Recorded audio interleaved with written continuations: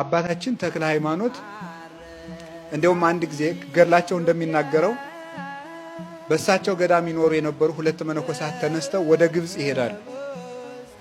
እዚያ ሄደው ምን ልታረጉ መጣችሁ ሲባል ይሄ የገዳማት መጀመሪያ ትልቅ አገር ስለሆነ የእነንጦንስ የነመቃርስ ገዳም የጀመሩበት ስለሆነ እዚህ መኖር ፈልገን ነው። ወይ ሰው መዳኛውን አያውቁም። የተክለ ሃይማኖትን ገዳም ጥላችሁ ነው እዚህ የመጣችሁት? ለመሆኑ ምን ታውቃላችሁ? አትክልት መትከል እናውቃለን። በሉ እስቲ ሂዱ አትክልቱ ሲባል እነዛ መነኮሳት ሂደው አትክልቱን ሲያዩት አትክልቱ ደረቀ።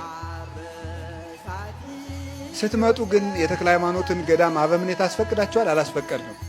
ታዲያ የእሳቸው ቁጣ ነው ይህን ያደረቀብኝ ብሎ መልሶ ወደ ኢትዮጵያ ሲሰዳቸው አትክልቱ ለመለመ ይላል ከታምራቸው። እና ጻድቁ አባታችን ለኢትዮጵያውያን ሐዋርያችን ናቸው። ሐዋርያችን እሱ ብቻ አይደለም። ቅዱስ አባታችን አቡነ ተክለ ሃይማኖት ምድራዊ ሰው ሆነው ከሱራፌል ጋር ሂደው የማጠን እድል የነበራቸው ትልቅ አባት ናቸው። አርብ ቀን በተጋድሎ ካለበት መላእክት አሳርገዋቸው ከ24ቱ ካህናተ ሰማይ 25ኛ ሆነው በእግዚአብሔር ቃል ኪዳን ሂድነው አጥነው ተመልሰዋል። እግዚአብሔር ለወዳጆቹ ሁሉን ይሰጣልና